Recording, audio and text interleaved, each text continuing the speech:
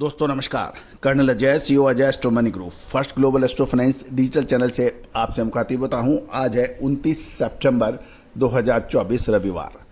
दोस्तों हमारा हर संभव प्रयास रहता है कि हम रविवार को आपको कुछ महत्वपूर्ण खबरों से रूबरू कराएं। आज हम चर्चा करेंगे ज्वार के ऊपर।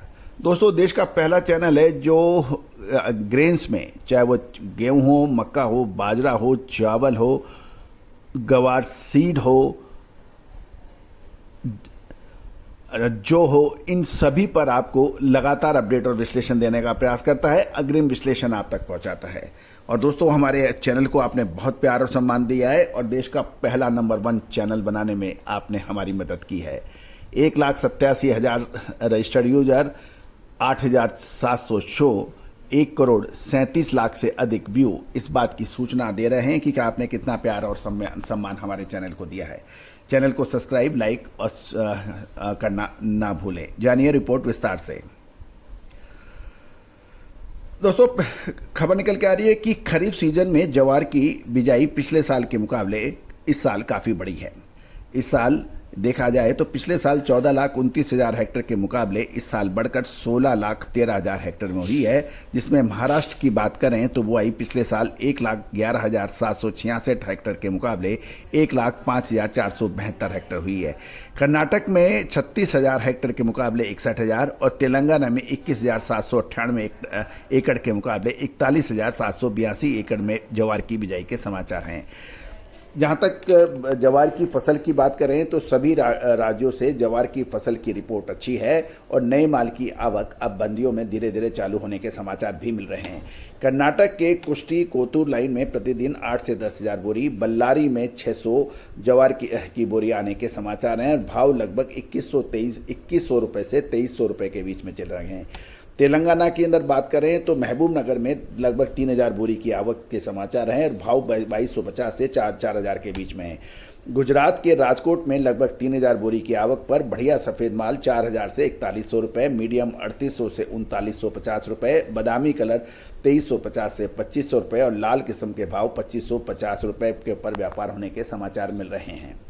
दोस्तों आगामी आपको याद होगा गेहूं, मक्का, बाजरा और जौ पर जो हमारे अपडेट थे वो अक्षर सत्य साबित हुए थे। दोस्तों कहा जाता है कि व्यापार हमेशा विश्लेषण का होता है। चतुर और अनुभवी व्यापारीगण अग्रिम अनुमान लगाने में खुद सक्षम होते हैं और विशेषज्ञों की सहायता से वो अग्रिम विश्लेषण प्राप्त करते हैं।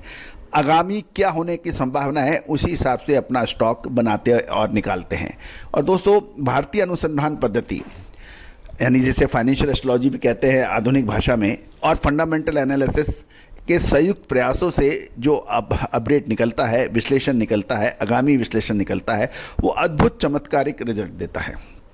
याद कीजिए, चने पर हमारा अपडेट, गेहूं, मक्का, बाजरा, चावल पे हमारे अपडेट, तुअर, उड़द, मूंग, मसूर पे अपडेट, कपास पर अपडेट, सरसों, सोयाबीन, पाम तेल, सूरजमुखी पे हमारे अद्भुत अपडेट जो कि पूरे वर्ल्ड को चमत्कृत करते हैं। आज हिंदुस्तानी अनुसंधान पद्धति, जो भारतीय अनुसंधान पद्धति का डंका पूरे विश्व में फैल रहा है। Singapore, Argentina, Indonesia, Malaysia, Sri Lanka, Bhutan, Nepal, even Pakistan जैसे देश भारतीय अनुसंधान पद्धति का फ़ायदा उठा रहे हैं। दुबई, बहरीन, यूएई, यहाँ पर लगातार भारतीय अनुसंधान पद्धति का डंका बज रहा है और लगातार वहाँ से हमारे को पेड सब्सक्रिप्शंस मिल रहे हैं। इसके अतिरिक्त Australia, USA, Vietnam, Thailand, Africa, यहाँ से भी लगातार तेज गति से हमारे सब्सक्रिप्शन लगातार बढ़ रहे हैं। तो दोस्तों भारत विश्व गुरु था, इसमें कोई दो राय नहीं है, लेकिन अब भारत विश्व गुरु बनेगा, इसमें भी कोई दो राय नहीं है। लेकिन इसके लिए हमें लगातार प्रयास करना है, अनुसंधान में लगातार इसमें वृद्धि करनी है। दोस्तों पिछले 300 सालों से, 400 सालों से भारतीय अनुसंधान पद्धति को नष्ट करने का हर संभव प्रयास हुआ, लेकिन पिछले 25 सालों से हमने लगातार प्रयास कर इसको वापस पुनः सहेज का काम किया है और चैनल के माध्यम से, पत्र पत्रिकाओं के माध्यम से, राष्ट्रीय व अंतर्राष्ट्रीय पत्रिकाओं के माध्यम से, न्यूज़पेपर्स के जरिए, मैगजीन्स के जरिए इसका डंका बजाया है। और दोस्तों ये भी ध्यान आपसे विनम्र अनुरोध है, दूसरी पद्धतियों के लिए हजारों हजार हाथ मदद करने को तैयार हैं, लेकिन भारतीय अनुसंधान पद्धति के परचम फहराने के लिए यह हमारे संसाधन सीमित हैं।